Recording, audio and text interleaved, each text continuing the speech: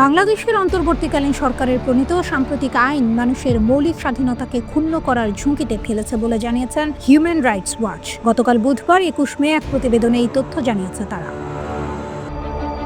প্রতিবেদনে বলা হয়েছে, গত ১২ মে সন্ত্রাস বিরোধী আইনের একটি কঠোর সংশোধনীর আওতায় নতুন প্রবর্তিত ক্ষমতা ব্যবহার করে আওয়ামী লীগের ওপর অস্থায়ী নিষেধাজ্ঞা জারি করে। এই নিষেধাজ্ঞার মধ্যে রয়েছে সভা, প্রকাশনা এবং অনলাইনে দলটির সমর্থনে কথা বলা। একই সঙ্গে গুম মোকাবেলায় করা খসড়া আইন আন্তর্জাতিক মানদণ্ড পূরণ করে না এবং আগে ঘটে যাওয়া অপরাধের জবাবদিহিতা নিশ্চিতে যথেষ্ট নয়। এতে আরও বলা হয়, শেখ হাসিনা সরকার রাজনৈতিক বিরোধীদের দমন করতে আইনি ক্ষমতার অপব্যবহার করেছে, কিন্তু তার দল আওয়ামী লীগের সমর্থকদের বিরুদ্ধে একই পদ্ধতি ব্যবহার করাও সেই একই মৌলিক স্বাধীনতা লঙ্ঘন করবে। হিউম্যান রাইটস ওয়াচের deputy Asia director Meenakshi Ganguly বলেন, গুম সংক্রান্ত খসড়া আইনে হাসিনার শাসনামলে রাষ্ট্র কর্তৃক গুম হওয়া শত শত ভুক্তভোগী এবং তাদের পরিবারের জন্য ন্যায় বিচার নিশ্চিন্তে খুব কমই কাজ করে। অন্তর্বর্তী সরকারের সাম্প্রতিক পদক্ষেপ হতাশাজনক উল্লেখ করে HRW বলেছে, গত ১৫ বছরের শাসনামলে আওয়ামী লীগ নেতাদের বিচার হওয়ার আগ পর্যন্ত দলটির ওপর নিষেধাজ্ঞা থাকবে। বিচারের প্রক্রিয়াটি বছরের পর বছর স্থায়ী হতে পারে। এর মাধ্যমে কার্যত দলটিকে নিষিদ্ধ করে দেওয়া হলো।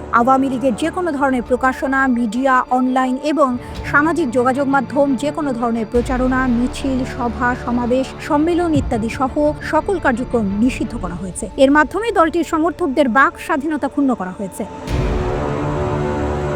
দলটি বাংলাদেশের স্বাধীনতার আগে থেকেই সক্রিয় ছিল এবং এর একটি বিস্তৃত সমর্থক গোষ্ঠী রয়েছে। স্থগিতাদেশ দেওয়ার পর নির্বাচন কমিশন আওয়ামী লীগের নিবন্ধন বাতিল করেছে। সেই প্রতিবেদনে আরও বলা হয়, ১৯৭৩ সালে আন্তর্জাতিক অপরাধ আইন সংশোধন করে অধ্যাদেশ জারি করেছে অন্তর্বর্তীকালীন সরকার। এতে রাজনৈতিক সংগঠনের বিরুদ্ধে মামলা দায়ের এবং বিলুপ্ত করে দেওয়ার ক্ষমতা দেওয়া হয়েছে ট্রাইব্যুনালকে। নতুন বিধানে সংগঠনকে বিস্তৃতভাবে সংজ্ঞায়িত করা হয়েছে, যেখানে রাজনৈতিক দল, সহযোগী গোষ্ঠী কিংবা দলের প্রচার বা সমর্থন করে এমন ব্যক্তিদের অন্তর্ভুক্ত করা হয়। এটা বিচার প্রক্রিয়া এবং সংগঠনের স্বাধীনতার আন্তর্জাতিক মানের লঙ্ঘন করতে পারে। হাসিনা সরকারের অধীনে সংগঠিত অপরাধে অভিযুক্তদের যথাযথ বিচার হওয়া উচিত উল্লেখ করে HRW আরও বলেছে, তবে রাজনৈতিক দলের সমর্থনে দেয়া যে কোনো বক্তৃতা বা কার্যকলাপের ওপর নিষেধাজ্ঞা আরোপ মানুষের মৌলিক স্বাধীনতার উপর অতিরিক্ত হস্তক্ষেপ। এই প্রক্রিয়া বিগত সরকারের রাজনৈতিক বিরোধীদের ওপর দমন পীড়নেরই প্রতিফলন।